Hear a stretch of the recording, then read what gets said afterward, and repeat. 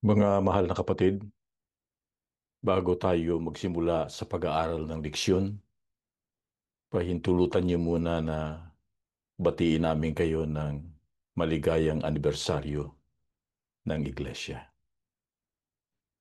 Siguro nagtataka kayo bakit namin ginamit yung salitang maligaya o happy anniversary, samantalang alam natin na ang Iglesia ay dumadaan pa rin sa napakatinding pagsubok.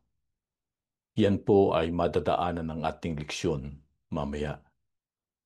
Ngayon, umaasa kami na itong leksyong ito ay magdudulot sa inyo ng inspirasyon para lalo nating mapanghawakan na mahigpit yung ating pananampalataya tungkol sa kahalagahan na ang tao ay mapabilang o tayo'y mapabilang sa bayan ng Diyos sa mga huling araw. Simulan mo po natin ito.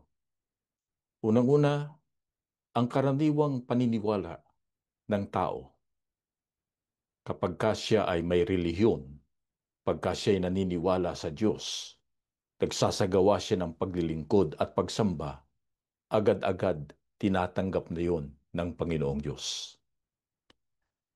Kapag kayang ganyang paniniwala ay kinontra mo, nagsalita ka ng bagay na kontra dun sa ganung paniniwala, ay maraming magagalit, maraming magdaramdam, sabi nga. Gayunpaman, hindi natin layunin na pagka nag-aaral tayo ng leksyon ay makasakit ng damdamin ng sino man. Sapagkat sumasampalataya tayo na ito ay pananagutan nating ituro.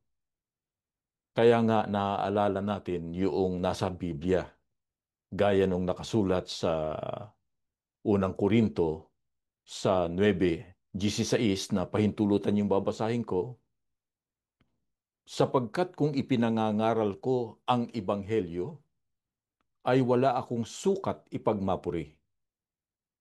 Sapagkat ang pangangailangan ay iniatang sa akin, sapagkat sa aba ko kung hindi ko ipangaral ang Ebanghelyo. Ayaw man nating makasakit ng damdamin, pero itong mga pangungusap na ito ng Biblia, nagtutumining sa ating isipan. Sabi nga ng apostol na si Pablo, yung pangangailangan na maituro ang Ebanghelyo, yung katotohanan, iniatang sa akin. At sa abakuan niya, kapag hindi ko ipinangaral ang Ebanghelyo, yung katotohanan. Pag sinabing sa abako, ibig sabihin nun, may kapahamakan at mabigat na kapahamakan. Kaya kung meron mang nakakarinig sa atin ngayon, o kaya pagka tiningnan nila yan sa YouTube, ay huwag sanang magdamdam sila. Alalahanin nila itong pinahayag na ito ni Apostol Pablo. At higit sa lahat, yung sinabi ng ating Panginoong Hesukristo na yung katotohanan, yun ang magpapalaya sa tao. Yun ay nakasulat sa Juan sa 8:32. Ngayon, balikan natin itong ating pinag-aaralan. Sumasang-ayon ba ang Biblia sa malawakang paniniwala ng marami na lahat ng paglilingkod, lahat ng pagsamba na iniaalay sa Diyos ay kanyang tinatanggap? O baka naman, yung paglilingkod at pagsamba sa Panginoong Diyos ay eksklusibo na pribilehiyo o karapatan na ibinigay ng Panginoong Diyos doon sa kanyang pinagbigyan. Babasahin ko po dito sa ikalawang Samuel, ganito ang nakasulat sa 7:24. At iyong itinatag sa iyong sarili ang iyong bayang Israel upang maging bayan sa iyo magpakilanman. Ikaw, Panginoon, ay naging kanilang Diyos. Pansinan natin ito, mga kapatid. Maikli lang ito talatan to, pero maraming itinuturo sa atin. Unang-una, merong itinatag ang Diyos na sarili niyang bayan. Sa makatwid, kailangan ng pagtatatag. At ang kailangang magtatag, ang Diyos. Anong itinatag niya? Sarili niyang bayan. At ang sabi pa nga rito, para yan ay maging bayan niya magpakailanman. Kaya hindi totoo yung paniniwala ng marami na basta sila naniniwala sa Diyos, bayan na agad sila ng Panginoong Diyos. Hindi po. Kailangan itatag ka muna. Hirangin ka muna ng Panginoong Diyos para maging bayan niya. At ang pahayag nga ng Biblia at ang Panginoon naman ang kanilang naging Diyos. Sa makatwid, yung Israel, nung itatag lang sila ng Panginoong Diyos, saka naging Diyos nila. Nagkaroon sila ng karapatan sa Panginoong Diyos. Ngayon, ano naman ang saligan ng Panginoong Diyos sa pagtatatag ng kanyang bayan? Puntahan pa rin natin yung tungkol sa Israel. Anong naging saligan niya? Dahil kaya sa mas marami sila sa bilang? Pinapapansin namin yun. Kasi maraming mga tao, maraming mga relihiyon ang nagsasabi, kami sa Diyos. Bakit? Mas marami pa kami kaysa sa inyo eh. Yung ba ang dahilan? Dahil mas marami ang bayang Israel? O kaya nakahihigit sila sa iba pang mga katangian? Ang babasahin ko po naman dito sa Deuteronomio sa 7, 6 hanggang 8. Sapagkat ikaw ay isang banal na bayan sa Panginoon mong Diyos, pinili ka ng Panginoon mong Diyos upang maging bayan sa kanyang sariling pag-aari na higit sa lahat ng mga bayan na nasa ibabaw ng balat ng lupa. Hindi kayo inibig ng Panginoon, ni pinili kayo nang dahil sa kayo ay marami sa bilang kaysa alinmang bayan, sapagkat kayo ang pinakamaliit sa lahat ng mga bayan. Kundi dahil sa inibig kayo ng Panginoon at dahil sa kanyang tinupad ang kanyang sumpa na kanyang isinumpa sa inyong mga magulang at inilabas kayo ng Panginoon sa pamamagitan ng makapangyarihang kamay at tinubos. Mga kapatid, dito binabanggit ang dahilan kung bakit pinili ang Israel. Unang-una, ang sabi, pinili kayo para maging bayan na pag-aari ng Diyos. Para maging higit kayo sa lahat ng mga bayan na nasa ibabaw ng lupa. Ngayon, bakit nga pinili ng Panginoong Diyos? Dahil ba sa bilang? Hindi. Ang sabi, hindi dahil sa pinakamarami kayo sa bilang. Ang totoo niya, kayo ang pinakamaliit. Pero huwag namang isipin ng iba na pagka pinakamaliit ang bilang, yun ang pipiliin ng Panginoong Diyos. Hindi ang saligan ng Diyos yung bilang. Sa Israel, anong saligan? Ang sabi ng Biblia, dahil tinupad ng Diyos ang kanyang sumpa na isinumpa niya sa inyong mga magulang. Sa makatwid, merong isinumpa ang Diyos o ipinangako ang Diyos doon sa mga magulang ng Israel. Sino yung mga magulang na yun? Si Abraham, si Isaac, si Jacob. Kaya pagka binasa natin ang Biblia, mayroon tayong mababasa, gaya dun sa Genesis, sa Kapitulo 12, na pinangakuan ng Diyos si Abraham na siya ay magiging isang malaking bayan. Bagamat magsisimula sa maliit, magiging isang malaking bayan. Genesis 12:2. Ngayon, puntahan naman natin yung tinatawag sa English na advantage. Yung ikinaiiba no mapabilang ka sa bayan ng Panginoong Diyos, gaya nga dun sa Israel. Anong advantage nila? Pakinggan po ninyo ang nakasulat sa Roma, sa 3:1 hanggang 2. Ano nga ang kahigitan ng Hudyo? Marami sa anumang paraan. Ang una sa lahat, ipinagkatiwala sa kanila ang mga aral ng Diyos. Ito nagsimula sa tanong, ano ang kahigitan ng mga Hudyo o ng mga Israelita sa lahat? Ang sagot ng Biblia, marami. Marami. Pero binanggit muna yung una. Ano yung pinakaunaan niya? Ipinagkatiwala sa kanila ang mga aral ng Diyos. Alam niyo, maraming mga reliyon nagsasabing pinagkatiwala sa kanila yung aral ng Diyos. Pero hindi totoo yun. Sapagkat mayroong pinagkakatiwalaan ng Diyos ng kanyang mga aral. Yung kanyang bayan na pinili. Yun ang kahigitan nun. Malaking bagay yun, mga kapatid. Bukod diyan, ano pa ang kahigitan ng pagiging bayan ng Panginoong Diyos o mapabilang sa bayan ng Diyos? Gamitin na natin yung salitang exclusive right, exclusive privileges. Dito naman sa Roma, sa 9:4. Ito po, napawang mga Israelita na sa kanila ang pagkukupkop. Sa English He made them His children. At ang kalwalatian, at ang mga tipan, at ang pagbibigay ng kautusan, at ang paglilingkod sa Diyos, at ang mga kapangakuan. Napakarami pa. Ang sabi ng Biblia, ginawa silang mga anak ng Panginoong Diyos. Sa makatid, hindi agad-agad nagiging anak ng Diyos ang tao. Kahit marami pa. Ginagawa muna ng Diyos silang mga anak. Pagkatapusan niya, nasa kanila ang kalwalatian.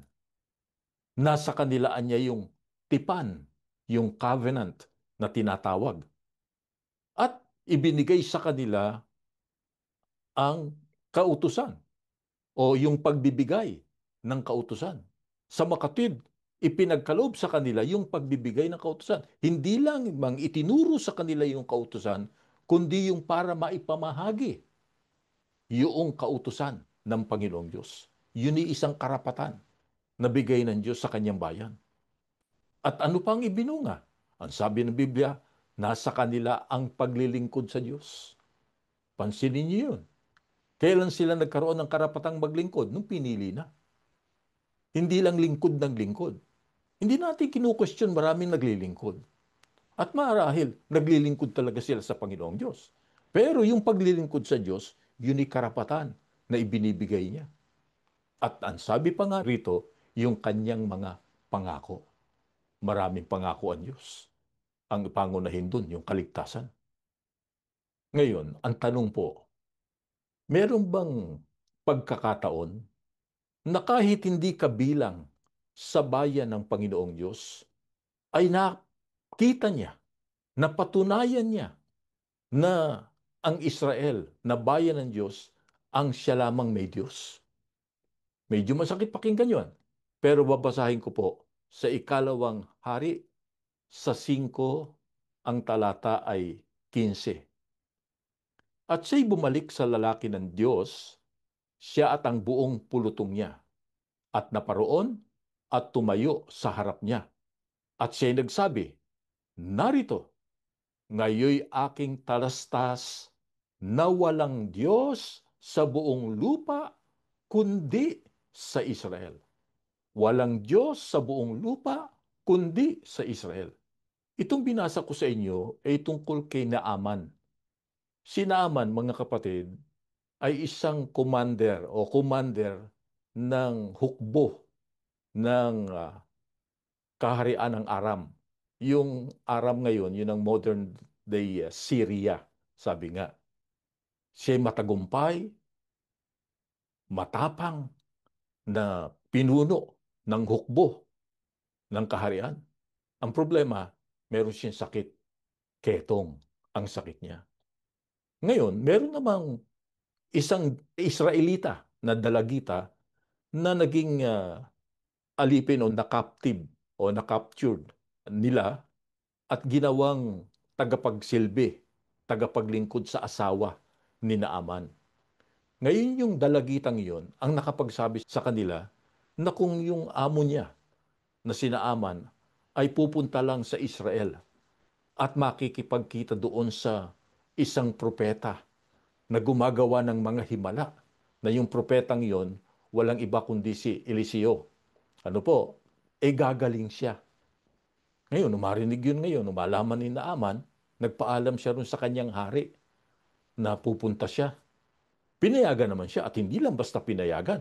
Ang ginawa ng hari, gumawa pa ng sulat, address naman dun sa hari ng Israel Na doon sa sulat na yon ay sinabi niya ron sa hari ng Israel, pinapupunta ko sa iyo ang lingkod ko na si Naaman para pagalingin mo sa kanyang sakit. Nung marinig yun ng hari ng Israel, natakot siya. Nagulumihanan siya.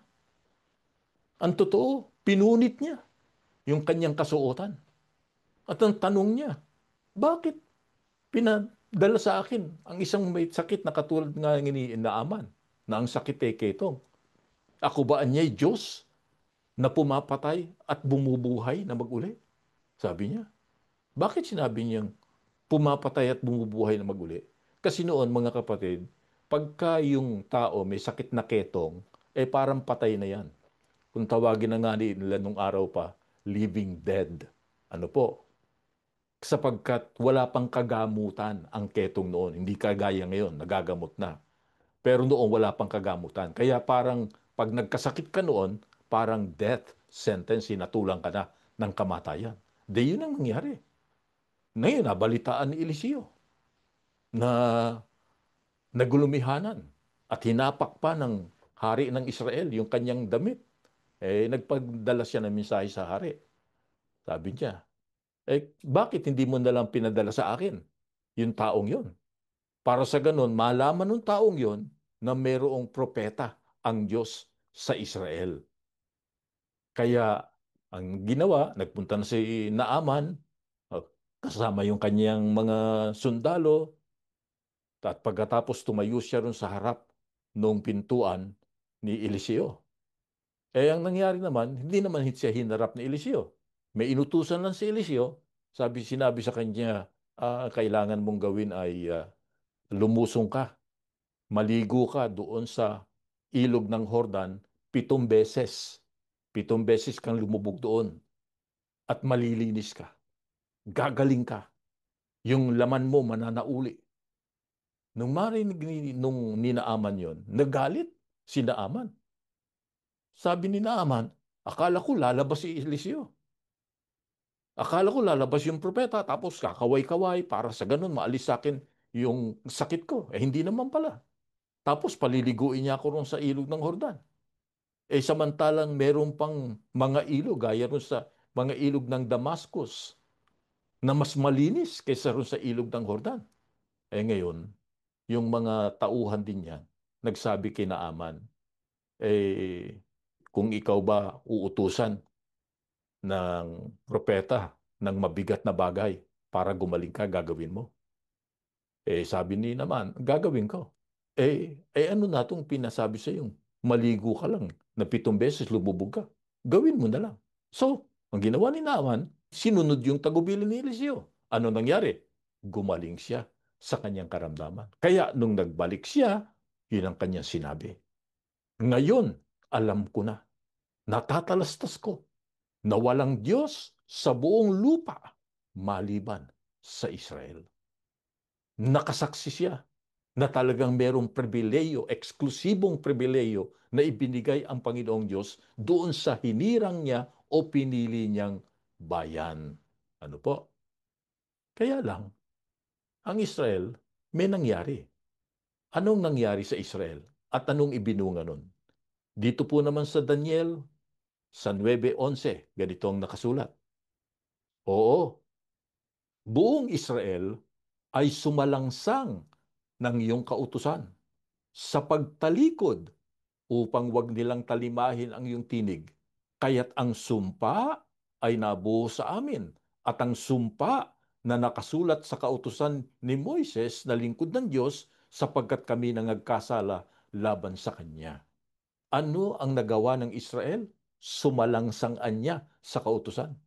Isipin niyo sila ang binigyan ng Diyos ng kautusan at sila pang tagapagbigay ng kautusan, pero yung kautusan ng Diyos sinalangsang nila. Kaya anong nangyari? Tumalikod. Natalikod sila sa Panginoong Diyos. Kaya anong ibinunga? Ang sabi ng Biblia, ang sumpa ng Diyos ay nabuhos sa amin. Yung sumpa na nakasulat sa kautusan ni Moises.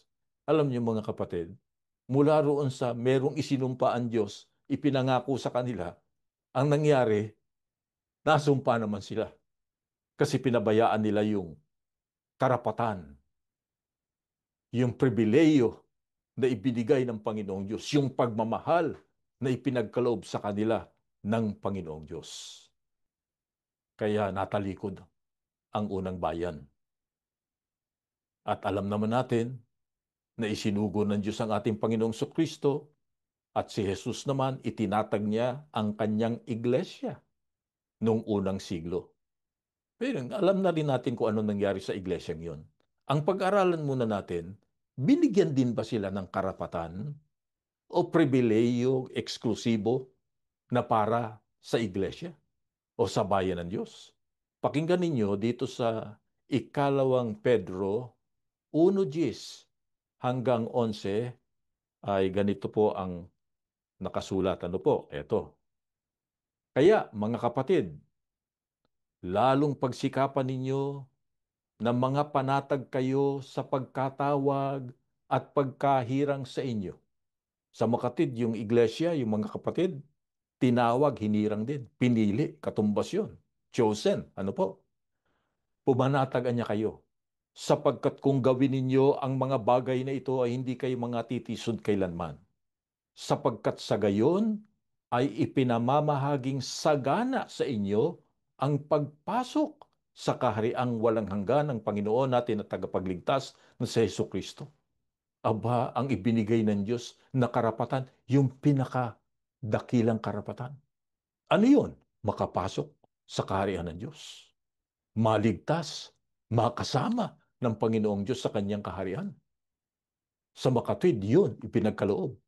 Bakit naipagkaloob yun? Paano natanggap yun? Hinirang muna sila. Tinawag muna sila. Pinili muna sila. Gaya ng ginawa ng Diyos sa Israel. Ano po? Ngayon, alamin muna natin, gaano ba katatag, katibay ang pangako ng Panginoong Diyos sa Iglesia. Pakinggan ninyo sa Ebreo sa 6:17 hanggang 19. Ganito rin ang ginawa ng Diyos noon sa mga taong pinangakuan niya. Talagang nung araw pa, may mga pinangakuan ng Diyos eh.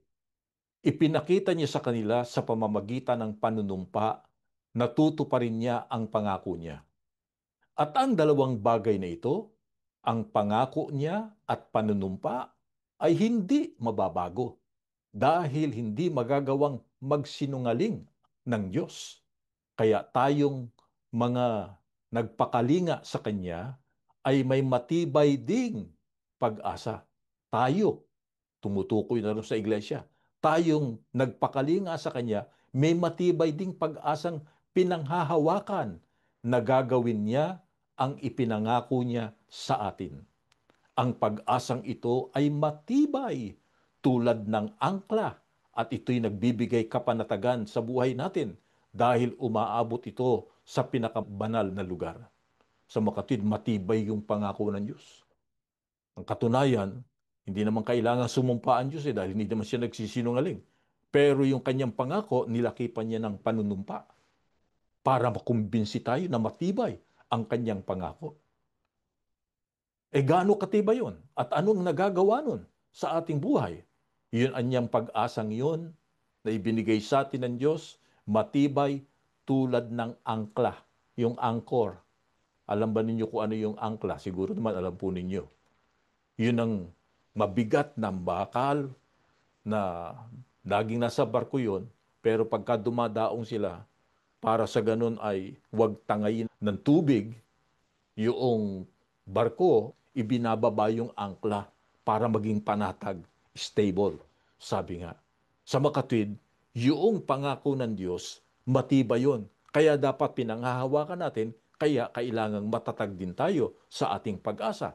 Hindi yung pawarde-warde sa pag-asa. Hindi yung nag-aalinlangan. Kailangan matatag ka. Pinanghahawakan mo yung pag-asang yun. Yun ang pangako ng Diyos sa kanyang iglesia. Pero alam na rin natin ang nangyari sa unang iglesia. Hindi po ba?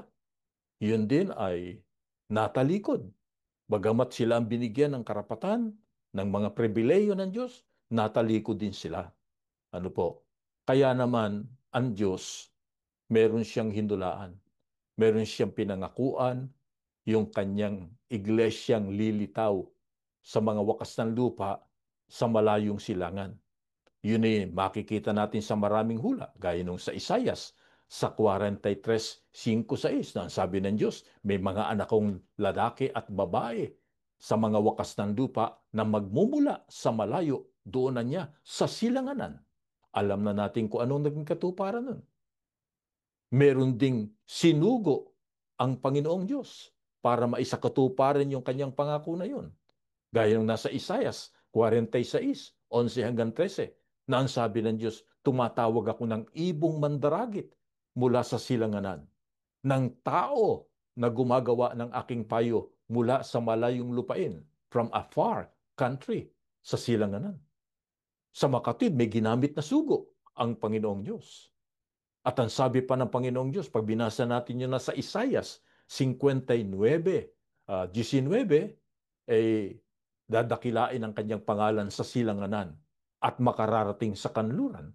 Ibig sabihin, ito from east to west, hindi lang para sa iisang uri ng tao. Yun yung natupad lahat yun. Ano po? Pero ang tanong natin ngayon, mga kapatid, ay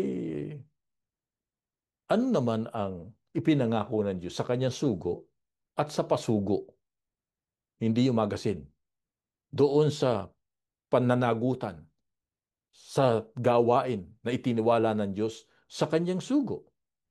Kanina, binati namin kayo ng maligayang anibersaryo. Ano po? Pakinggan po ninyo, mga kapatid, kung ano pinangako ng Diyos sa kanyang sugo sa mga huling araw. Sa Isayas 41, ang mga talata 9-16, mahaba ito, pero uunti-untiin na natin agad para hindi tayo magpaulit-ulit. Ikaw na aking hinawakan mula sa mga wakas ng lupa. Meron talagang hinawakan, may pinili ang Diyos mula sa mga wakas ng lupa. Alam na natin ang katumbas ng mga wakas ng lupa. Yun ang panahon ng paglitaw ng iglesia. Tinawag kita mula sa mga sulok niyaon at pinagsabihan kita, ikaw ay aking lingkod, aking pinili ka. Hinirang, pinili, chosen, no? Hindi kita itinakwil. Ito na ang pangako ng Diyos. Huwag kang matakot sapagkat ako'y sumasayo. Huwag kang manlupaypay sapagkat ako ay iyong Diyos. Aking palalakasin ka, oo, aking tutulungan ka, oo, aking aalalayan ka ng kanang kamay ng aking katwiran. Bago ko ituloy, ang daming pangako ng Diyos. Sabi ng Diyos, huwag kang matatakot, huwag kang manlulupaypay, huwag kang panghihinaan ng loob, sapagkat ako'y ang iyong Diyos. Bakit? Palalakasin kita. Kaya paano ka manghihina? Magpapalakas sa iyo yung pinakamalakas, ang Diyos. Tutulungan kita. Hindi sinabi ng Diyos pababayaan kita. Tutulungan kita. Aalalayan kita ng aking kanang kamay ng katwiran.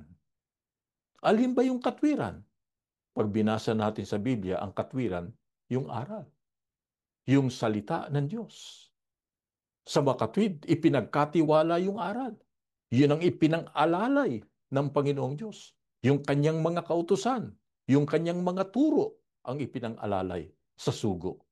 Bakit nga kailangan pang alalayan? Bakit sinabing huwag kang matakot? Huwag kang manghihina. Tuloy natin. Narito, silang lahat ay nangagagalit sa iyo, ay mga papahiya at mga lilito. Silang nakikipaglaban sa iyo, papanaw at mga papahamak. Sa makatwid, meron palang mga kalaban. Hindi naman sa gusto mo makipaglaban. Sabi nga, silang nakikipaglaban sa iyo. Sa makatwid ang gagaling doon sa kabila. Silang nangagagalit sa iyo. Hindi ikaw ang galit. Pero galit na galit sila sa sugo. Galit na galit sila sa gawain nun na sinasabi ng Biblia.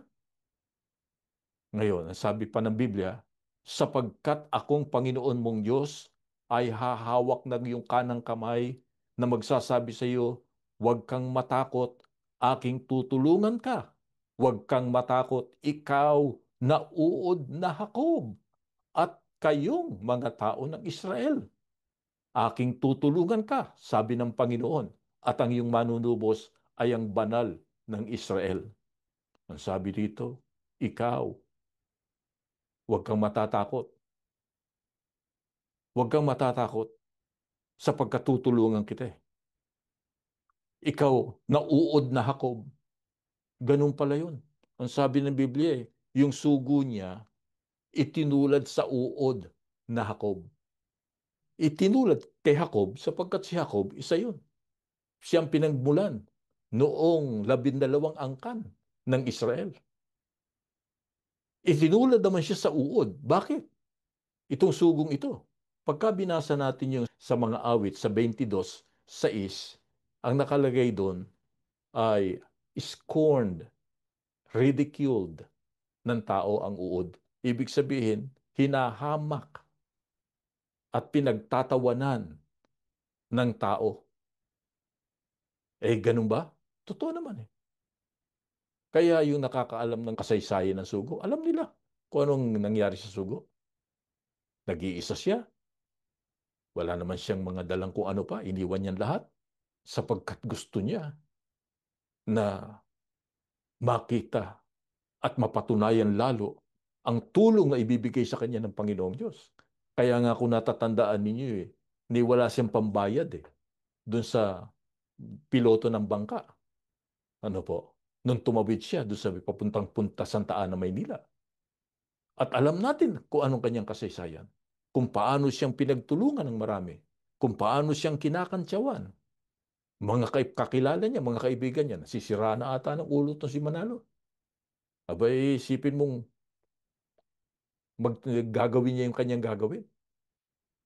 Kaya, sabi ng Biblia, huwag ka matakot, ikaw na uod na Hakob. Ituloy na natin. Narito, aking ginawa kang bagong kasangkapang panggiik na matalas na may mga ngipin. Iyong gigiikin ang mga bundok at didikdiking durog at iyong gagawin ang mga burol na parang ipa. Pansinin niyo, uod. Eh yung uod, hirap na ubusin ng isang dahon. Eh ito, ang kakalabanin niya ay mga bundok, mga burol. Alam natin, hindi talagang bundok yun. Yun ay sumasagisag sa mga malalaking reliyon at maling mga reliyon. Malalaki na. Eh ikaw naman, para ka lang uod. Yung sugo, parang uod lang, katulad lang yung uod. Oh. Pero, ang sabi ng Diyos, gigiikin mo mga bundok, mga burol. Paano gagawin ng Diyos yun? Paano magagawa naman ng kanyang sugo? Ang sabi ng Biblia, gagawin kitang isang kasangkapang panggiik na matalas, matalas na may mga ngipin. Sipin mo, uod, pero meron siyang ngipin na matalas. Alin yung matalas na yun? Nakasangkapan. Eh pagka binasa natin sa Ebreo, sa 4:12, ang nakasulat doon, sapagkat ang salita ng Diyos ay buhay, mabisa, at matalas kaysa alinmang tabak na may 2 talim, at bumabaon hanggang sa paghihiwalay ng kaluluwa at espiritu, ng kasukasuan at ng utak, at madaling kumilala ng mga pag-iisip at mga haka ng puso. Kung ano yung matalas na kasangkapang ibibigay ng Panginoong Diyos para magtagumpay yung uod, yun ang salita ng Diyos. Yun ang niya matalas gaya ng tabak na may 2 talim. Yun ang kanyang ginamit. Kaya ang dala-dala lang ng kapatid na Manalo. Yun nga, yung Biblia. Yun ang kanyang dala. Wala siyang dalang mga salapi. Wala siyang mga dalang kung ano-ano. Ang dala-dala niya, yung salita ng Panginoong Diyos. Tinupad ng Diyos ang lahat ng kanyang pangako. Alam natin mula kung anong nangyari sa iglesia, ang kasaysayan ng iglesia. Bagamat sa mga panahong ito, alam na rin natin kung ano ang nangyari. Nagkaroon ka ng mga matitinding pagsubok. Matitinding pagsubok. Pero ibig bang sabihin nun, pinababayaan na ng Diyos ang kanyang bayan? Pagka nagdaraan sila sa matitinding sitwasyon? Pakinggan ninyo. Tuloy natin. Ang binasa natin, 41. Tutuloy lang natin hanggang 16 yung binasa natin. Tuloy natin hanggang 17, hanggang 18 at 20. Ito po ang sabi. Ang dukha at mapagkailangan ay humahanap ng tubig at wala. At ang kanilang dila ay natutuyo dahil sa uhaw. Akong Panginoon ay sasagot sa kanila.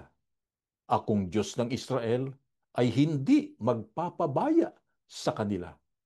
Ako'y magbubukas ng mga ilog sa mga luwal na kaitasan at mga bukal sa gitna ng mga libis at aking gagawin ang ilang na lawa ng tubig at ang iyong tuyong lupain ay mga bukal ng tubig.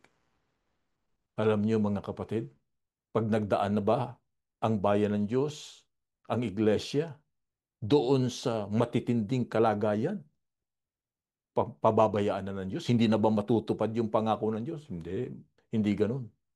Tutuparin ng Diyos. Sabi nga ng Panginoong Diyos, pagka yung aking bayanan niya ay humahanap na ng tubig at walang tubig, ang kanilang lalamunan, ang kanilang dila, tuyong-tuyo na. Ano po? Pagka ganung sinabing tuyong-tuyo na, yung pagkauhaw na yun, matindi na ang kalagayan. Pero ang sabi ng Diyos, akong Panginoon na niya, sasagot sa kanila. Meron palang pangakuan ng Diyos. Kapag hirap na yung kanyang bayan, uhaw na yung kanyang bayan. Ang sabi ng Diyos, pagka tumawag sila sa akin, sasagutin ko sila. Hindi ko sila pababayaan. Hindi ko sila pababayaan. Natatandaan niyo yung mga hula. Nasa Secarias 13, yung ikatlong bahagi ng lupain, ikatlong bahagi ng iglesia, daraanan niya sa apoy, matinding pagsubok. Pero tatawag sila sa akin, sabi ng Panginoon, at sasagutin ko sila. Sasabihin ko sila ay aking bayan at ako ang kanilang Diyos. Dito naman ang sabi ng Diyos, sasagot ako sa kanila, hindi ko sila pababayaan. Yun din ang hula ng Diyos, yun ang pangako niya sa iglesia. Sa Isaiah 62:11 hanggang 12, yung anak na babae ng Siyon mula sa mga wakas ng lupa, ang sabi ng Diyos, yan ay bayang hindi pinabayaan. Yun ang sabi ng Diyos, hindi ako magpapabaya sa kanila. Tinupad lahat ng Panginoong Diyos yung mga pangakong yun. Ano pang ipag-aalinlangan natin? Ano pa? Alam niyo ba kung bakit tinupad ng Diyos ang lahat ng mga pangakong yun? Ang sabi rito sa 20, upang sila'y makakita, makaalam at makagunita at makatalos na magkakasama na ginawa ito ng kamay ng Panginoon at nilikha ng banal ng Israel. Gusto pala ng Diyos na makita natin, malaman, magunita, kasi kuminsan nakalilimot eh. Magunita natin, makatalos na magkakasama. Hindi yung nawawala. Magkakasama nating nauunawaan na ito ay gawa ng kamay ng Panginoon. Nilikha ng banal na Diyos. Gawain ng Diyos yan. Kung hindi tinulungan ng Diyos ang sugo at ang iglesia, wala na sana ang iglesia. Napahamak na sana ang iglesia. Noong uhaw na, matindi na ang katatayuan. Tulad ngayon. Pero anong pangako pa rin ng Panginoong Diyos? Ang sabi ng Diyos, magbubukas ako ng mga ilog sa luwal na kaitasan, mga bukal ng tubig sa libis. Gagawin ko anyang ang ilang na lawa ng tubig.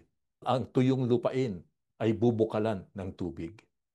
Mga kapatid, kailangan alam natin kung ano yung tubig na yun na ibinigay ng Panginoong Diyos kapag tuyong-tuyo na. Babasahin ko po dito sa Amos, sa 5:24. Etong nakasulat. Kundi bumugso ang katarungan na parang tubig at ang katwiran na parang malakas na agos. Yung palang agos ng tubig, yung palang tubig na tinutukoy, sumasagisag yun sa katwiran. Ano yung katwiran? At malimit na nating banggitin yun. Ang katwiran, yung aral, yung salita ng Panginoong Diyos, yung doktrina, yung tamang doktrina, yung tamang aral, yun ang tubig. Sa makatwid, yun ang patuloy na maghahari. Kaya nga, mga kapatid, sa kabila ng mga pangyayari at patuloy pang nangyayaring matitinding pagsubok na nangyayari sa bayan ng Diyos sa mga huling araw, na marami ang mga naligaw mula sa mga pinuno hanggang doon sa mga kaanib, maraming nangaligaw. Sa kalagayan yan, ganun pa man, maligaya pa rin tayo. Nagpapasalamat pa rin tayo sa Diyos. Dahil yung iba nagtataka, ba't ba tayo nakikipagpasalamat pa? Bakit ba tayo nagpapasalamat pa? At bakit tayo nagbabatian ng maligaya o happy? Eh bakit nga ba tayo maligaya?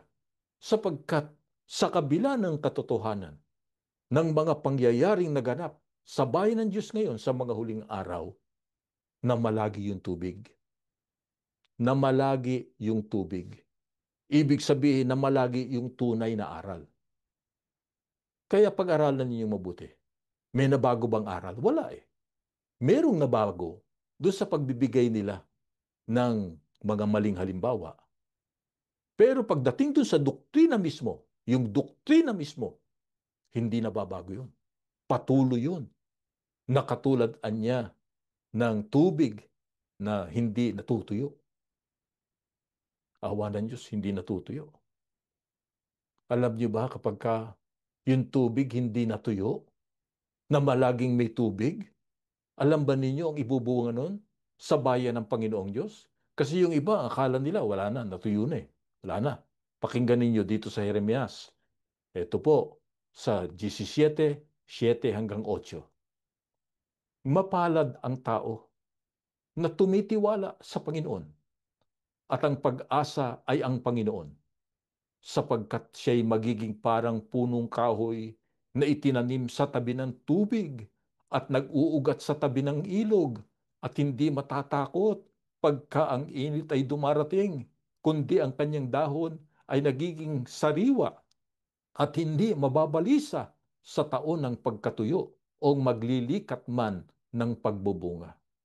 Yan ang ibinubunga pagka may tubig. Gaya ng mga lingkod ng Diyos, patuloy siyang magtitiwala sa Diyos. Umaasa, ang katulad niya punong kahoy na itinanim sa tabi ng tubig, na nag-uugat sa tabi ng ilog. Kahit na anya dumating yung init, matinding init, yung tagtuyot, hindi yan matutuyo. Mamamalaging buhayan. Ang mga dahon niyan mamamalaging sariwa, sapagkat ang buhay niya nasa tubig eh. Nasa tubig. Kaya hanggat nariyan ng tubig, hindi mamamatay yung punong kahoy. Hanggat mayroong tubig, hindi mamamatay yung itinanim ng Panginoong Diyos. Kaya nakalulungkot lang na meron tayong mga nakasama na inakala nila na namatay na yung puno, yung pananim ng Diyos. Kaya nagtanim na sila ng kanilang sarili. Hindi ganoon. Kaya nga sabi, hindi pinabayaan. Ang iglesia, nandun pa rin, may tubig pa rin. At awa ng Diyos, tayo tumatanggap pa rin ng tubig na yun. Gaya ngayon, ano ba tinatanggap natin? Aral ng Diyos, mga salita ng Diyos. Patuloy kayong pinaalalahanan, pinagugunita sa inyo yung mga katotohanan na tinanggap natin. Kaya nga sabi ng Diyos, para kanilang magunita kasi maraming nakalilimot. Hindi tayo dapat mapasama sa mga nakalilimot. Ano man ang dumating, kahit kahirapan, kahit pag-uusig, kahit ano pa, karamdaman o anumang mga pagsubok, ang sabi ni Diyos, ang katulad mo, gaya ng punong kahoy na nakatanim sa tabi ng tubig, mamamalagi kang sariwa, hindi ka matutuyo, Patuloy kang magbubunga.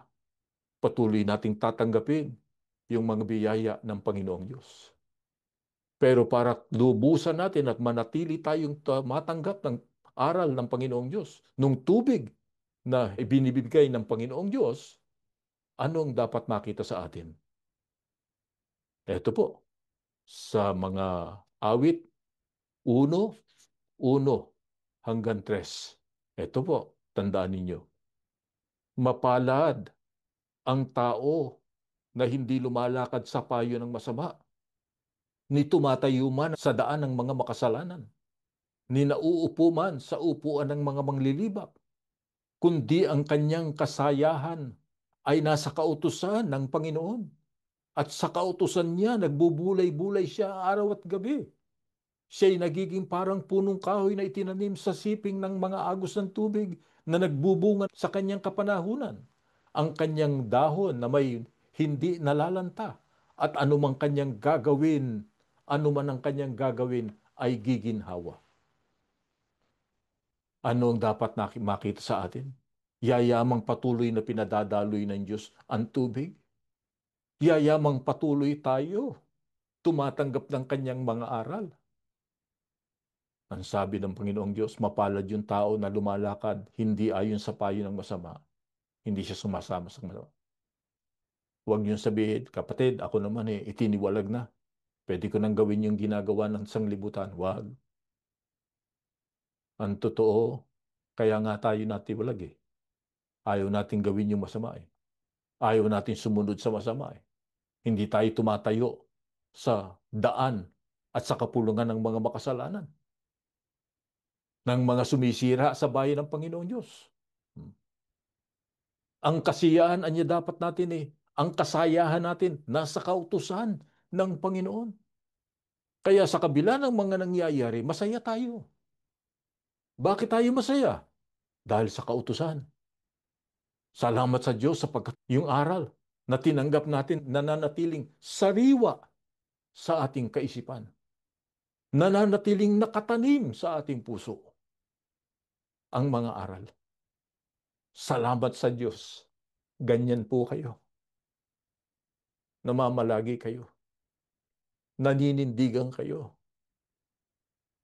Ang kasayahan natin at kaligayahan natin ay para sa aral. Maalala natin ang aral ng Diyos. Kaya nga ang sabi ng Biblia, anumang kapanahunan, patuloy tayong inaalaala at inaalaala ang mga salita ng Panginoong Diyos. Pagka ganun, may pangako ang Diyos. Ano sabi ng Diyos? Anuman ang inyong gagawin ay giginhawa. Giginhawa. Anuman ang ating gagawin. Hindi tayo pababayaan ng Ama. Napakabait ng Diyos. Maraming nangyari sa atin, pero hindi niya tayo pinabayaan. Hindi niya tayo iniwan.